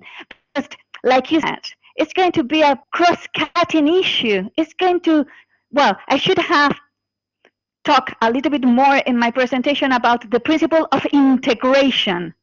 The integration when preparing new rules, when designing new policies, integrating the way climate change interacts with biodiversity. So in this particular case, the principle of integration will advise to make an environmental impact assessment, and for me, yes, to make a long story short, it's going to be very important in next years. Thank you very much, Professor Fajardo. Thank you so much, Professor Fajardo and Angel, for those clarification. And as you can see, we have many things to say about the principle of vulnerability. Perhaps we are going to think about another seminar of principle of vulnerability, that we insist on the courage to use the principle of vulnerability in international law. And I think that we will have also beautiful discussion. Thank you. Thank you. Thank you very much. Now we have a question from Gonzalo Larrea, but I first would like to give the floor to the Carla Zambrano, if she wants to put her question that I got just first, and then we have two more questions on the chat. And yes, please, Carla. Oh yes, thank you, Professor Campins, and thank you for all the professors who have given us these presentations. My question, in fact, has been solved by Professor Fajardo instead. So, but I have another question. So, if you don't mind, I would like to ask you if you consider the possibility to continue with a third period commitment of the Kyoto Protocol. Do you think that it is not a possibility? If you can make it a little bit short. Yes, I'll try. No, it's just you know, the last amendment of the Kyoto Protocol didn't enter into force, so I'm sure that the third amendment will be totally impossible. So that's my position, and I think that the Paris Agreement is offering such a wide possibility. So for me, it's perfect. Well, it's not perfect. I should say it's imperfect, but the Kyoto Protocol has been rejected by the United States of America in such a very clear way that we need to give an opportunity to the Paris Agreement. And regarding your first question, I would like to say that I should have emphasized more the idea of cross-fertilization between conventions and this idea of synergetic cooperation between the different conference of the parties. In particular, keeping in mind that the Conference of the Parties on the Framework Convention on Biodiversity that will take place, I hope that quite soon, in China, in Kunming, the draft for the convention, preparing a new agenda for the Aichi targets and a new agenda for biodiversity. They consider this as one of the major issues, the synergy between conventions. and not just biodiversity-related conventions, but between the Biodiversity Convention and the Climate Change Convention as well. So I think this is a very important point for the future agenda, because we know that the resources are limited, and we have to try to make up our best from what we have. So it's going to be on the agenda of the Glasgow conference and the Kunming conference. So remember that your question was quite interesting from that point of view. Thank you. Thank you very much, Teresa. Now we move to Gonzalo Larrea. Gonzalo, you have the floor. Hello, can you hear me? And see Yes. me? Okay. Mar, Rama, thanks a lot for organizing this seminar, and thanks to all the presenters for your very interesting presentations. My name is Gonzalo Larrea. I'm a PhD researcher at the European University Institute working on climate change law and development, and I have some questions. The first set of questions is addressed to Professor Marta Torre. So, But she's not here. I mean, I'm so sorry because she had to leave. oh, she had to leave. All right, never mind. I have more questions. No worries. Maybe you can just mail, and then we can just send her. All right. Well, my second set of questions are addressed to Professor Angel Rodrigo. Sorry, because when you were speaking about the due diligence obligations, there was this case that came to my mind, and it's about the Urgenda case in the Netherlands.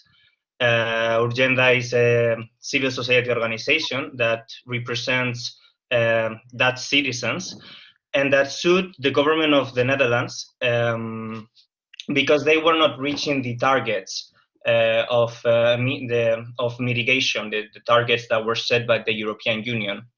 And this is a Dutch case, it's Dutch law, what it was applied, but I think it's very interesting because basically, in the end, they didn't make use of EU rules, of international principles, but rather they established somehow a link between these rules in order to establish the standards to which the Dutch government should be acting, in the sense that there was a reference to 25% of CO2 emissions that should be decreased. And the court decided to establish a responsibility, not because of the direct application of international rules or European rules, but rather because the state had a duty of care towards Dutch citizens. And therefore, that's why they found it responsible. And this reached then the Supreme Court, and it has been ratified. And there has been a call effect in other jurisdictions. So, you know, this is something that I thought about when Professor Rodrigo was giving us his presentation, but maybe it triggers some other questions, maybe to some other panelists, because there has been a lot of focus posed on rules and principles. But what if we have this case that it seems that is becoming replicated in other jurisdictions, under which, by using simply tort law, contractual responsibility, we can somehow promote due diligence. And this is something that can be actually promoted by the society, as it happened with Urgenda, which is a CSO in the end. So my question is, what are your thoughts about this? What if in the end, in terms of effectiveness, we can find other ways of promoting due diligence? And I would like also to raise this question, maybe out of curiosity. Is there any chance that this could happen in the Spanish state, in the sense of with the legal culture that there is in the Spanish jurisdiction? Could this have any possibilities of being replicated under Spanish civil law to, like, I don't know, promote climate mitigation if the Sanchez administration was not capable of reaching the targets that international rules pose? and yet they are not directly applicable. Thank you very much. Okay, thank you very much, Gonzalo. Ángel? Yes, excellent question, Gonzalo. Excellent. The Urgenda case is a very good example on how the due diligence obligations can help to achieve the objective of climate change regime. The question is if the national authorities, the Netherlands authorities, have adopted the due measure to achieve the objective adopted by the international rules.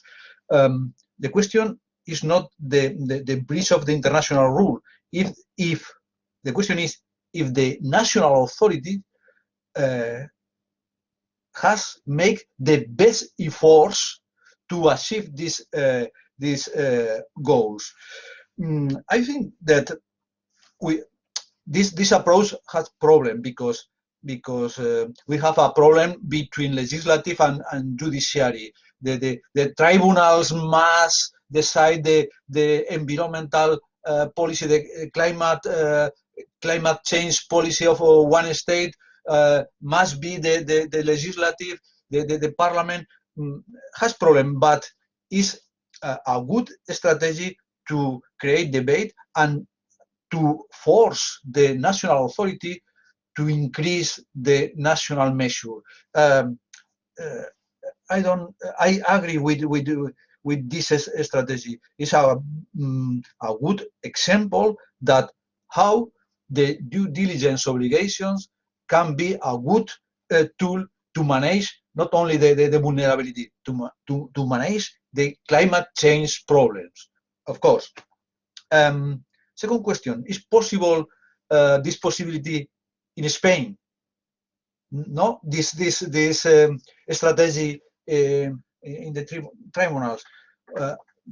I think that in the Audiencia Nacional there is a similar case. I think I don't know what is the phase, what is the step in this moment, but I think that there is a similar case in the Audiencia Nacional in this moment. Yes, thank you very much, Ángel. Yes, there is now a case actually.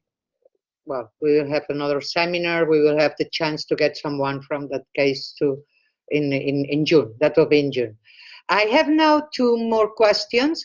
Sorry, I have two more questions from the chat. The first question is a question from Professor Martin Bide, and I will also add my own question because it's very much related. And then I have still another second question that I highlighted. The question from Professor Martin Bide is for Jesica Goldsmit. So the question is, he says even if it's a silly question, but he asks about if there will be, if it still be possible, an Arctic treaty. And then, if you allow me, I'm just going to add my own question to that, because if I understood well, one of the main drivers for this non-indigenous species presence at the Arctic area is, of course, maritime traffic, okay? And I would also like to know if, when you are just doing your analysis, are you taking into account, the effects or maybe the future effects that may be brought by the polar coat? That was another, my question. And actually, I'm curious and I would like to know, this protocol for ranking high risk species in the Arctic that you mentioned, is that something that I understood it's still a work in progress, but I'm not sure if it's public or it's also in the area of the International Maritime Organization or it's in the Arctic Council. I would like to know where can I find something. Yeah, so I think the complete answer that I can give It's only for that last question that you had, because all the what is international agreements and treaties and all that, I'm not an expert at all. I just know a few things. So I sent a link where there is a list of all the international agreements in the Arctic region.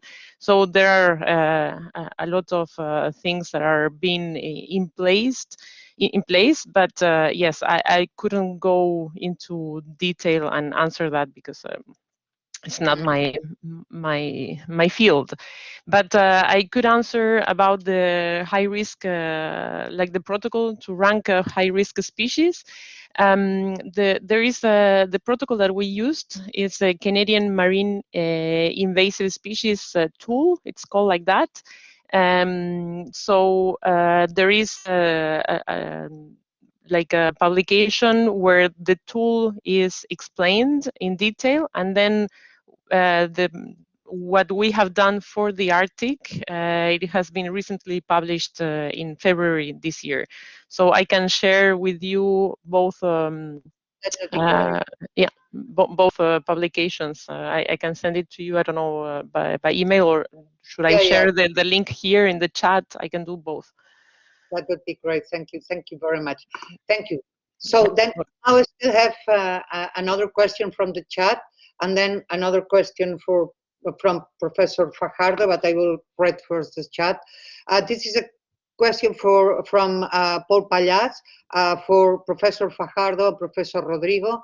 Said you talked about the ecosystem principle and the integration principle. I would like to know to which extent they are different in practical terms as in their application. Second, in the EU environmental law, integration principle is a recognized principle by the treaties, but its application is rather weak, mostly limited by economic priorities. Could the ecosystem principle be more successful in balancing conflicting interests? So, I don't know who wants to go first about ecosystem principle, integration principle. Whatever, I mean. Teresa? Thank you very much for the question. If you look at the principle of integration, is much wider. It is incorporated in the Article 11 of the European Union Treaty, and well, the functioning of the European Union.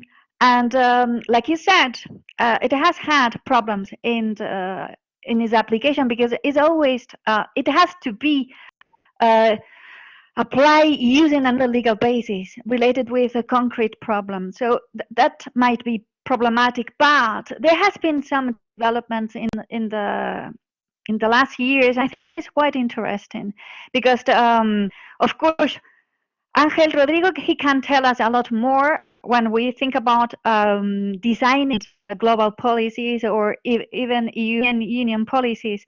But I wanted just to mention something that for me is important.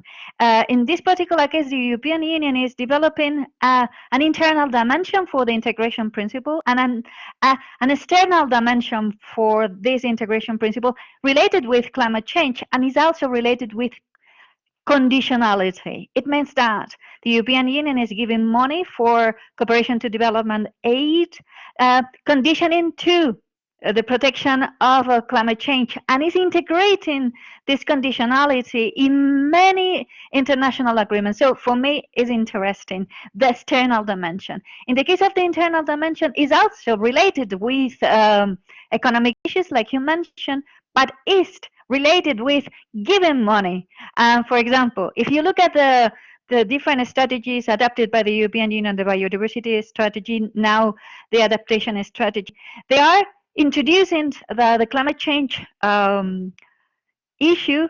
And for example, they are asking to introduce climate change on public procurement. So it's another way to apply the principle of integration. And to make this a better distinction, or a clearer distinction from the ecosystem approach, because usually you don't use the word principle to apply to the word ecosystem, we used ecosystem approach.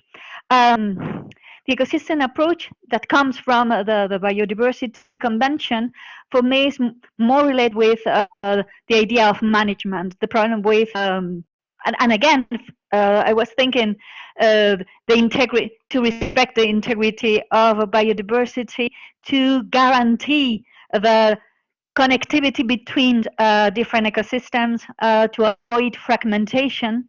So from the point of view of enforcement, the ecosystem approach is used more related with management and enforcement than lawmaking. So, and on the other hand, is also related with the principle of integration, because it has to be taken into account. So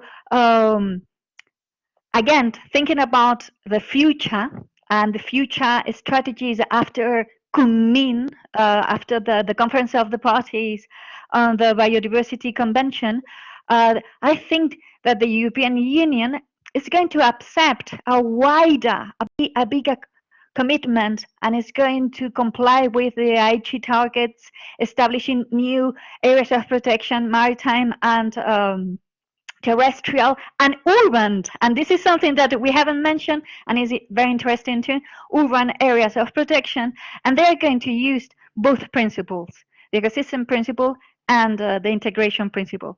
Sorry for being so global, maybe not too precise in my answer, but I think it's a very interesting question, and thank you very much, Paul. Okay, thank you very much, Teresa. I don't know if Professor Rodrigo wants to add anything. I absolutely agree with Professor Teresa Fajardo for synthesize. For me, the principle of integration is wider than ecosystem, and the ecosystem is a management tool, a management technique. Has a different nature. Okay. So thank you very much. I think that we made all of our questions here.